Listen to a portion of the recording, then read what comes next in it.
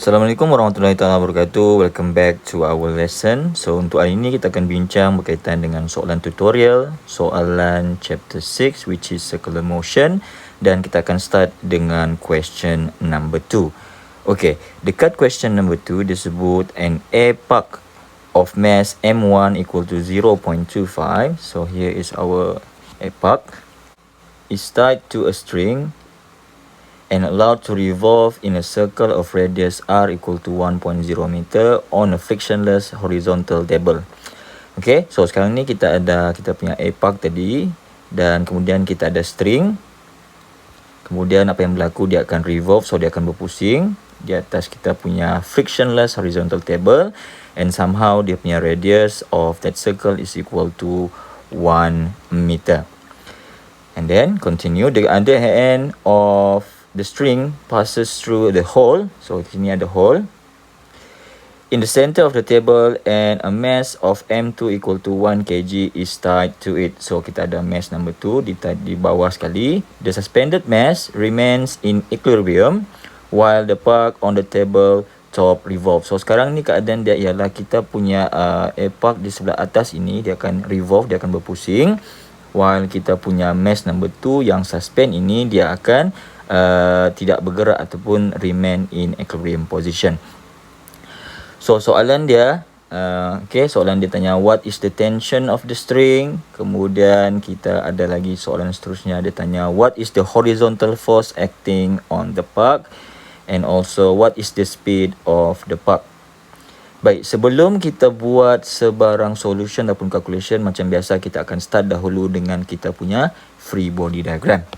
Baik, so first kita akan fokus kepada dua. Satu, kita akan fokus kepada mass number 1 and also mass number 2. Mass number 1 merujuk kepada kita punya park lah.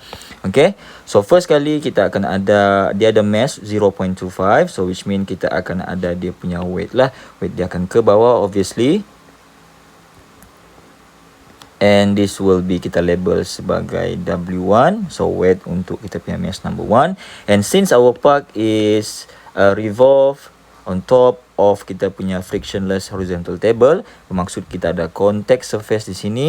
That's why lah kenapa kita ada normal. So dia akan pergi atas lah, as we know that normal sentiasa acting perpendicular from the surface.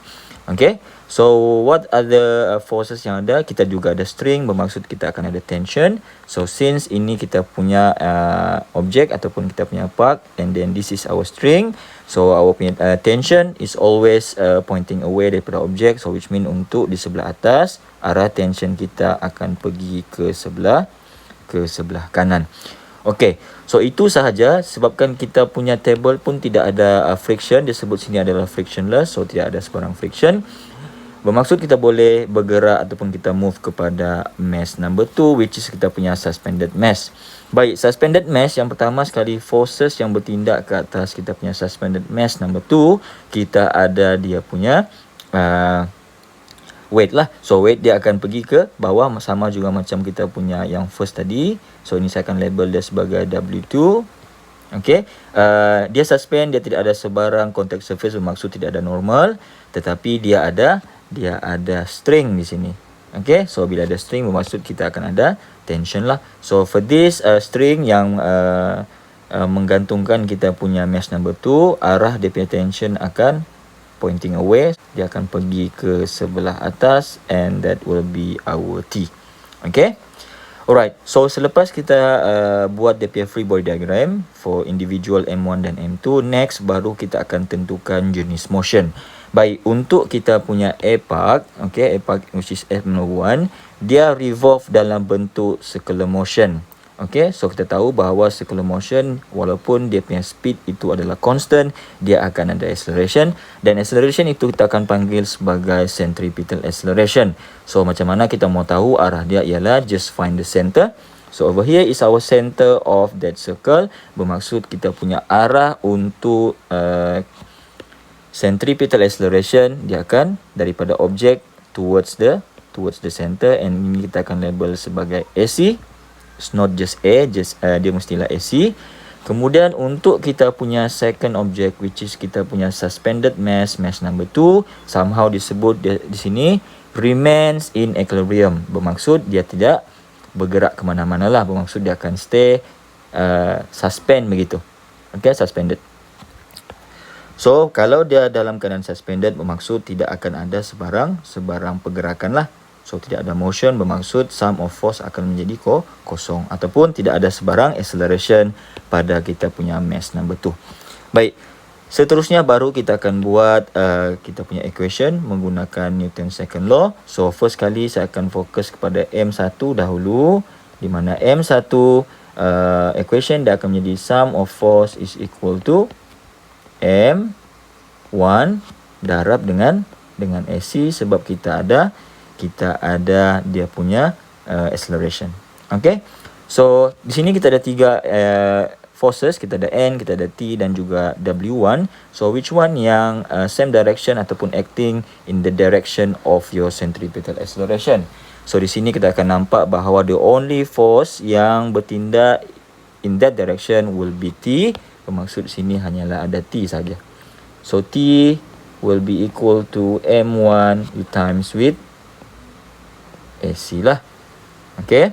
Kemudian untuk yang kedua, okay, so sini saya akan pergi kepada mass number 2. Okay, so untuk mass number 2, what will be the equation?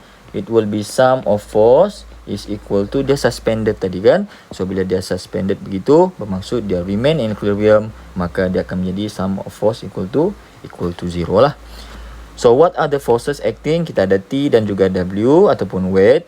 Kemudian kedua-duanya adalah in opposite direction, bermaksud dia akan jadi T, okay, minus dengan W2 and then is equal to 0.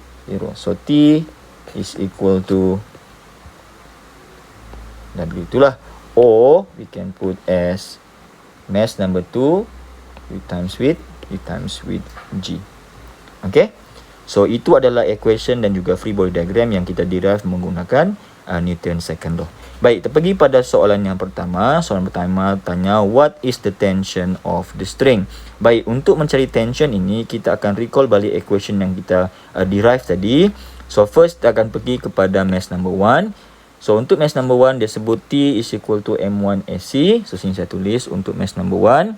So T is equal to M1 U times with AC. Kemudian untuk mass number 2 dia akan menjadi T sama dengan M2G. Baik. So sekarang kita ada 2 equation yang boleh kita gunakan untuk mencari tension. Tapi kita tengok balik. Okey, untuk nilai T yang kita mau cari, okey, M1 kita ada which is 0.25. However, kita tidak ada AC. Bermaksud sekarang kita ada 2 nilai yang unknown which is T dan juga AC. So since kita ada 2 unknown, bermaksud equation ini saya tidak boleh gunakan untuk mencari tension. Okay, so which means saya akan pergi pada equation yang kedua di mana dia sebut T is equal to M2G. So T equal to M2 darab dengan G. M2 kita ada value, M2 sama dengan 1 kg dan nilai G juga kita tahu which is equal to 9.81. So kita boleh masukkan di sana, dia akan jadi 1.0 kg. That is the mass for mass number 2. And then nilai G kita adalah 9.81. So from there nilai tension untuk soalan ini akan menjadi 9.81 Newton. Okay. Baik, untuk soalan 2B, dia tanya what is the horizontal force acting on the puck. Okay. So sekarang ni kita kena cari what is the horizontal force. Tadi kalau kita label balik dia punya free body diagram, satu kita ada weight number 1, and then yang kedua kita ada normal from the surface perpendicular, and then kita ada T tadi. Okay, so soalan B dia hanya fokus kepada puck saja, kita tidak akan masukkan mass number 2. That's why saya lukis untuk kita punya mass number 1 ataupun puck saja. Okay, now sekarang ini dia sebut what is the horizontal force. Okay, so horizontal force acting on the puck ialah, kalau kita tengok di sini, kita akan pecahkan kita punya penyelesaian ini kepada 2 aksis. Okay, so satu ialah aksis yang kita panggil sebagai vertical axis, dan satu lagi yang kita panggil dia sebagai horizontal. So kalau based on kepada yang kita lukis ini, bermaksud dia tanya what is the horizontal force, bermaksud kita akan tengok forces yang acting pada sebelah horizontal saja. which is dalam kes ini the force yang acting secara horizontal untuk park ialah nilai T, di mana nilai T yang terkirakan tadi ialah 9.81 Newton. Okey. Kemudian soalan 2C dia sebut what is the speed of the park. Okey, sekarang kita kena cari berapakah nilai speed. Tadi kita sudah derive untuk kita punya park ini ataupun mesh number 1, kita tahu bahawa dia adalah sama dengan T sama dengan M1 darab dengan AC. And we know that from previous lesson dia sebut AC ini dia boleh ada dua equation, sama ada V square over R, di mana V adalah kita punya tangential speed ataupun just speed yang biasa ataupun linear speed, dan satu lagi kita panggil dia sebagai omega square R, di mana omega merujuk kepada kita punya angular speed.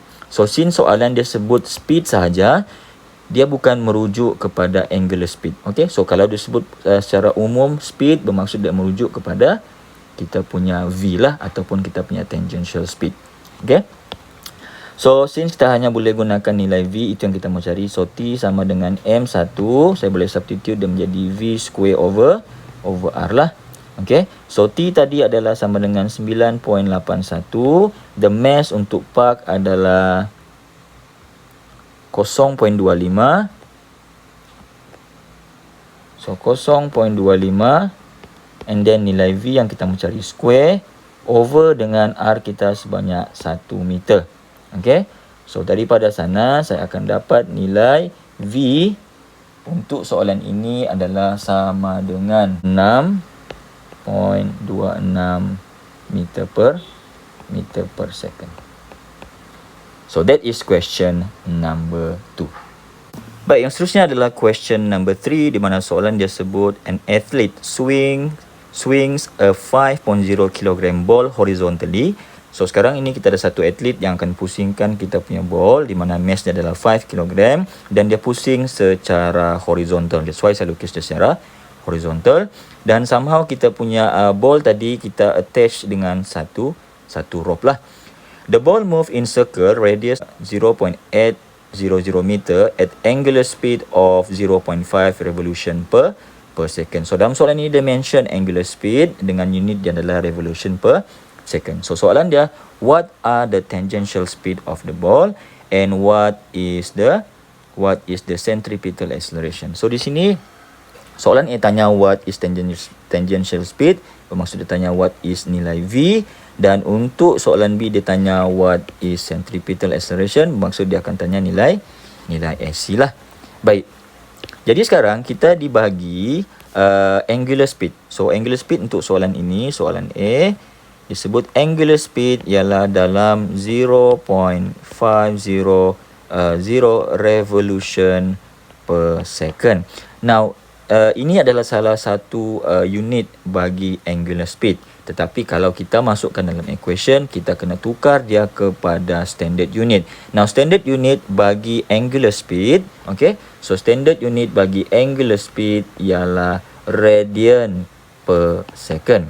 So apa beza dia dengan unit yang kita dapat dalam soalan? Beza dia ialah dibagi dalam revolution, sedangkan kita mahu dalam radian. Ini bermaksud kita kena tukar revolution kepada radian. Okey, so macam mana kita mau tukar revolution kepada radian? Now, kita sebutkan hari itu bahawa dalam conversion dia satu revolution bersamaan dengan 2 pi radian. Okey, so satu revolution bersamaan dengan 2 pi radian. So kalau saya mau tukar daripada revolution kepada radian, bermaksud saya kena darab dengan 2 pi. Okey, so soalan ini 0.500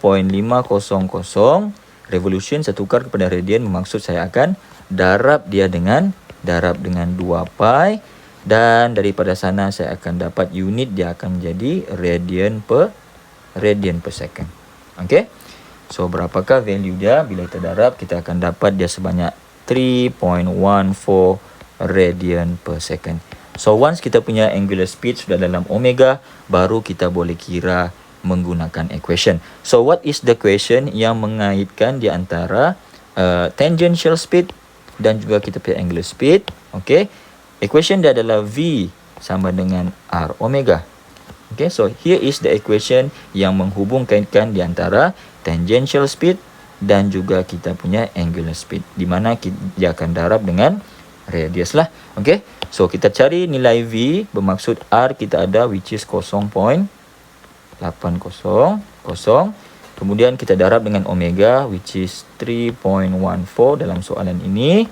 So nilai tangential speed kita adalah sebanyak 2.51 meter per second. Okay. So itu adalah soalan A. Kemudian kita pergi pada soalan B di mana dia tanya what is the centripetal acceleration. Now, untuk mencari centripetal acceleration, di sini kita ada dua option, sama ada kita akan menggunakan equation V square over R ataupun kita akan gunakan omega square R. But since saya sudah dapat nilai V tadi, okay, nilai V which is 2.51, so saya akan proceed dengan value itulah. Baik, let's say kamu mau menggunakan equation yang kedua which is omega square R, bermaksud make sure sebelum masukkan dalam equation ini omega itu mestilah di dalam unit radian per second dahulu, baru kamu boleh masukkan. Okay, kalau di dalam revolution ataupun dalam degree, tidak boleh masukkan. Okay, so kita akan stick dengan radian per second, baru kita akan guna. Baik, so saya akan proceed dengan V square. So V square tadi, V nilai dia adalah 2.51, and then we have square, and then kita punya R tadi adalah 0.800. So from there nilai centripetal acceleration is equal to 7.89 meter per second square, sebab dia adalah acceleration. Okay. Baik, next yang seterusnya dia sebut soalan yang sama, dia sebut if the maximum tension. Okay. Baik, saya lupa tadi, sepatutnya kita start soalan ketiga ini kita start dengan melukis free body diagram. So masih belum terlambat lagi untuk kita lukis. Okay, what are the forces yang acting dekat kita punya 5 kg ball? Satu, kita ada tension. So along the rope, okay, dia akan pointing away. So here is our tension, and then another one will be the weight lah, which is arah bawah. So kita tidak ada contact surface, so tidak ada normal, dan juga kita tidak ada sebarang friction. So soalan dia tanya, if the maximum tension of the rope can withstand before breaking is 100 Newton, what is the maximum tangential speed of the ball can have? Okay. Jadi selepas saya lukis saya punya free body diagram, and then yang seterusnya kita akan cari direction of centripetal acceleration. Okay. So di sini kita punya center, here is our ball. So kita punya centripetal acceleration AC sentiasa pointing ke arah center. So saya lukis sini arah AC lah. Okay. So arah AC. Kemudian daripada sana kita buat lagi rutin yang sama. Kita apply Newton second law, which is sum of force is equal to M, and then kita harapkan dengan AC lah. Okay. So between these two forces, antara T dan juga W, which one yang same direction ataupun acting in the direction of centripetal acceleration? It will be nilai T. So T will be equal to mass times width dengan AC. Okay. Baik, so since dalam soalan disebut maximum tension adalah 100, so ini kita letak di sini, letakkan sebagai info. So T maximum sebelum dia break adalah 100 Newton. Dan soalan tanya what is the tangential speed. Oh, itu yang dia tanya. Baik. So ini equation yang kita derive tadi menggunakan Newton second law. Okay, kita ada nilai T, kita ada which mean kalau kita mau cari nilai V, kita kena derive kita punya AC lah, which is daripada sana saya boleh masukkan T sama dengan M, and then V square over R lah. Okay, kemudian saya akan sambung di sebelah sini. So nilai T ialah nilai tadi dia sebut yang maksimum sebelum dia break adalah 100 Newton, and then the mass of the ball is 5 kg. Yang kita mau cari adalah maksimum. Okay, so kalau T tadi maksimum, bermaksud nilai V pun akan menjadi maksimum lah, which is maximum square. Saya tambah di sana, bahagi dengan kita punya radius. Okay, radius kita tadi dibagi dalam soalan adalah 0.800. 0.800. So nilai V maximum ialah sebanyak 4 meter per second.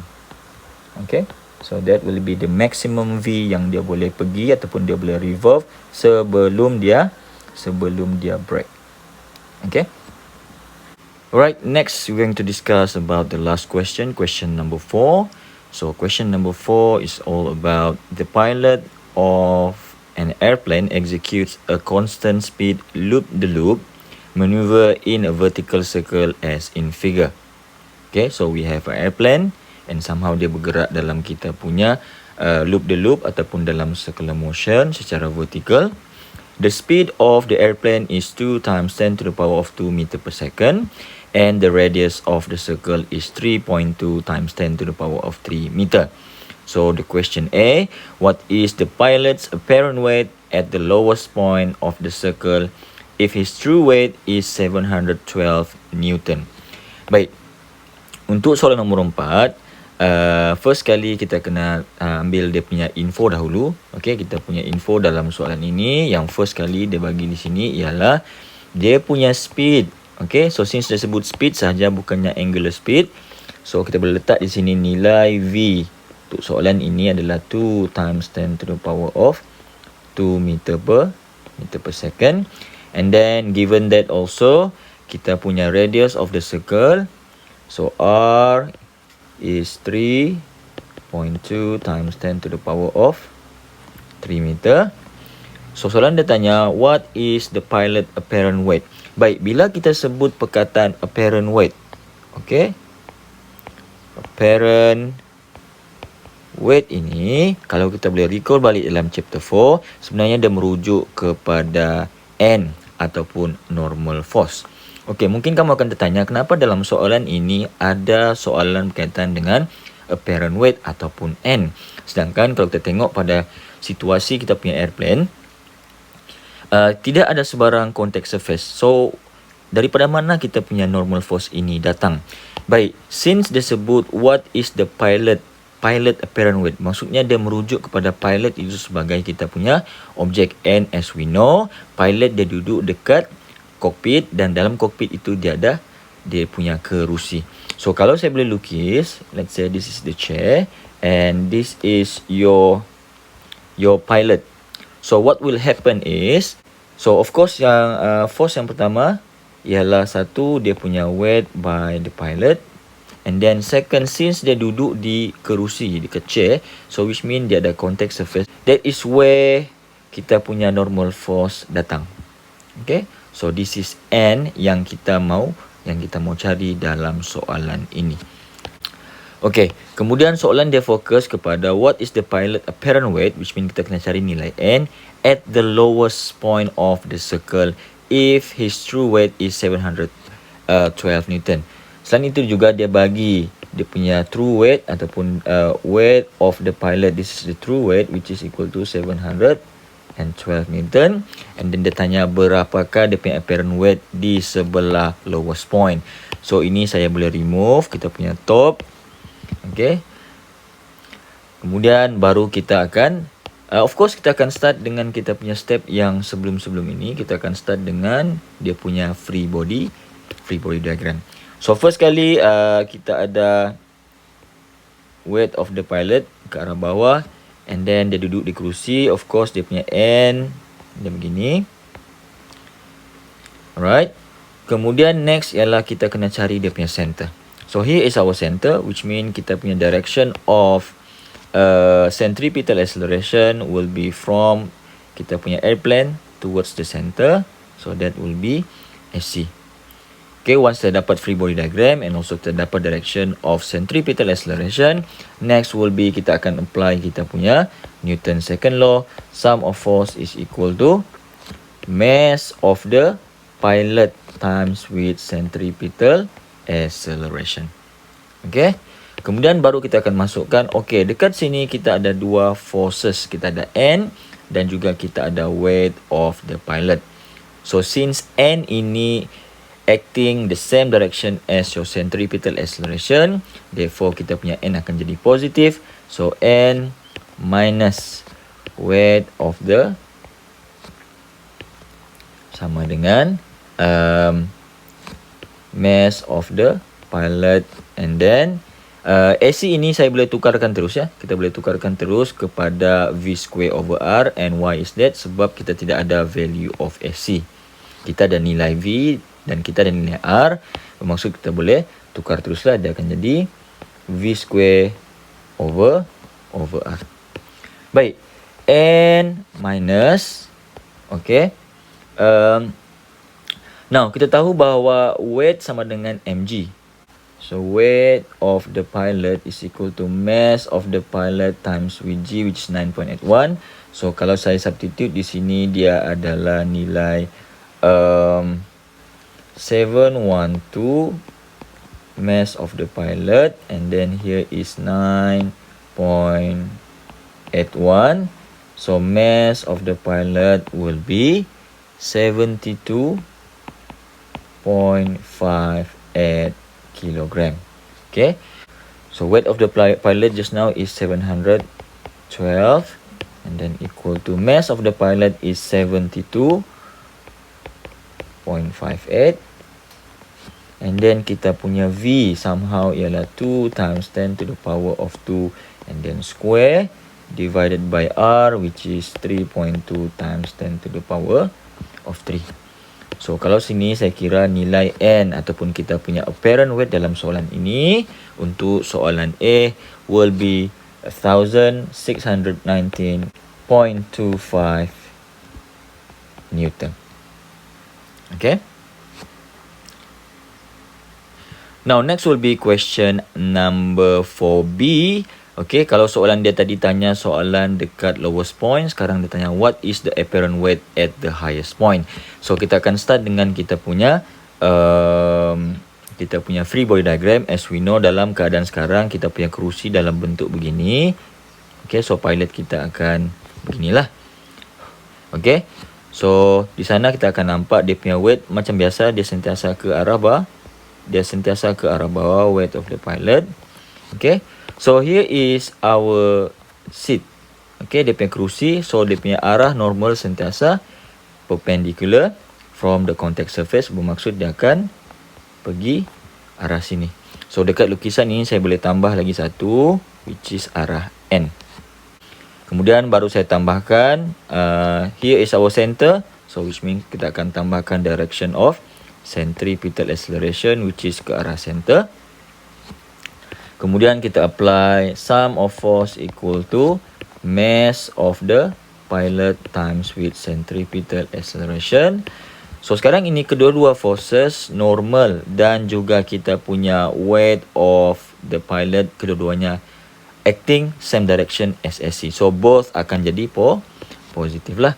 So, dia akan jadi N, okay, plus dengan weight of the pilot, okay, is equal to mass of the pilot, and then here saya akan expand menjadi V square over R.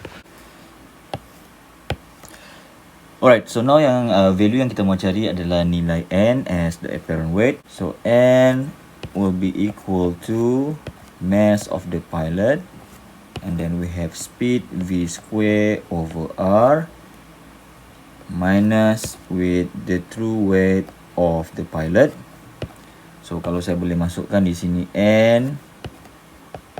So, mass of the pilot is 72.58. And then the V is equal to 2 times 10 to the power of 2. And then we have square divided by R, which is 3.2 times 10 to the power of 3. Minus true weight of the pilot is 712. So for this question, our apparent weight, which is N, will be equal to 195.25 Newton. And then kita pergi pada question number 4C. Somehow soalan dia adalah describe how the pilot could experience weightlessness. Okay, weightlessness dalam soalan ini dia merujuk kepada kita punya apparent weight equal to 0. So macam mana kita mau achieve n itu menjadi kosong? So apa syarat dia? Apa condition dia? Okay, if both radius and speed can be varied, under what condition does this occur? Okay, now untuk kita cari jawapan ataupun condition kepada soalan ini, first kali kita akan tengok balik kita punya free body diagram. Okay, kita akan lukis free body diagram untuk kedua-dua position, sama ada di sebelah top dan juga di sebelah lowest point. So kalau saya boleh recall balik di free body diagram, first kali di sini kita ada weight of the pilot, and then kita ada normal, and then this will be the direction of centripetal acceleration. And then untuk di sebelah highest point, weight macam biasa ke bawah, normal since kerusi kita terbalik sekarang, so n di arah sini, and then lastly we have AC. Okay, so jadi sekarang kalau kita boleh letakkan position mana yang dia akan n itu boleh menjadi kosong. Okay, kalau saya ambil di sebelah top, saya akan zoom in sikit. Kalau saya ambil di sebelah top dan n itu menjadi kosong, okay, tadi kita sebut sum of force equal to MAC. Okay, jadi sekarang ini kalau kita tengok centripetal acceleration ke arah center, dan kita ada satu force yang menyebabkan kita ada centripetal acceleration, which is weight of the pilot. Okay, so kedua-duanya adalah the same direction. Okay, tapi kalau di sebelah bawah, kalau kita tengok di sini, kalau saya boleh hilangkan n ini, apa yang akan berlaku? Dia pelik sedikit. Why? Because we have centripetal acceleration ke arah atas, but the force yang acting ialah weight of the pilot, which is opposite direction. So ini of course sama sekali tidak jadi logik, sebab kita tahu dalam Newton second law, untuk kita mendapatkan kita punya acceleration, kita mesti ada resultant force, and resultant force itu mestilah in the direction of kita punya acceleration. But now you can see kita punya net force ke bawah, kita punya acceleration ke atas, so dia tidak logik. So for that kita punya condition yang pertama untuk mencapai weightlessness, yang pertama dia mestilah berada pada highest point. Okay, which mean dia berada di sinilah. Okay, itu yang pertama. So bukannya di lowest point. Okay. Kemudian yang kedua, condition dia ialah kalau kita tengok balik calculation untuk highest point, which is soalan 4B, kalau kita boleh tengok balik. Okay, equation dia adalah N mp v square over r square minus weight of the pilot. So kalau saya tuliskan di sini, N sama dengan mass of the pilot, and then v square over r minus dengan weight of the pilot, and somehow jawapan dia adalah sama dengan 195. So n itu positif 195. So kenapa dia boleh jadi positif? Sebab value ini mp v square over r is greater than weight of the pilot. So dia lebih besar. So in order n ini menjadi kosong, nilai ini mestilah sama dengan nilai weight of the pilot. Okay, so untuk dia sama bermaksud nilai di sini, nilai keseluruhan ini mestilah kita decreasekan. Okay, so daripada equation ini saya boleh just tinggalkan dia sebagai mp v square over r. So saya akan tengok pada equation ini macam mana saya mau supaya the whole equation will be decreasing. Okay, yang first kali kita boleh buat ialah dengan kalau kita decreasekan kita punya v, decrease v, bermaksud it's supposed to be less than 2 times 10 to the power of 2 meter per second. So if you decrease v, bermaksud the whole equation ini dia akan decrease. Bila dia decrease, so bila dia minus dengan weight of the pilot tadi, dia boleh jadi kosong. So kita akan dapat weightlessness. Okay, kemudian apa yang kita boleh ubah dengan nilai r ini? Okay, so r ini berada di bawah. So untuk the whole equation menjadi less, Which mean kita boleh buat dengan increase kita punya nilai R. Okay. So apa yang berlaku maksud R kita mestilah greater than 3.2 times 10 to the power of 3 meter. So what will happen kalau R kita increase, equation ini nanti dia akan menjadi decrease. Okay. So ini adalah 3 condition yang saya boleh berikan dalam soalan ini. Macam mana kita boleh supaya pilot tadi boleh reach dia punya state yang kita panggil sebagai weightlessness. Okay. Kemudian soalan yang terakhir, question number 4D. What is the speed will have resulted in the pilot experiencing weightlessness at the top of the loop? So sekarang dia tanya berapakah nilai speed yang perlu supaya pilot ini dia boleh experience weightlessness, di mana kita tahu weightlessness ini merujuk kepada tadi n sama dengan kosong. Okey, sebelum kita kira, kita kena recall balik dia punya free body diagram. So bila di sebelah atas, okey, equation dia tadi ialah sama dengan n sama dengan mass of the pilot and then V square over R minus dengan weight of the pilot. So sekarang ni kita mau reach N sama dengan kosong, which is weightlessness. Saya boleh gantikan dia menjadi kosong lah. So sama dengan mass of the pilot and then we have V square over R minus weight of the pilot. So kalau saya boleh bawa dia ke sebelah, so weight of the pilot is equal to mass of the pilot and then V square over R. So kita mau cari berapakah nilai speed. So saya akan masukkan value. So 712 is equal to mass of the pilot just now is 72.58. Saya cek dahulu. Okay, betul. And then from there kita punya V adalah V square. R kita tidak berubah ya dalam soalan ini, which is dia akan jadi 3.2 times 10 to the power of 3. So from there, speed yang kita mau cari 177.18 meter per second.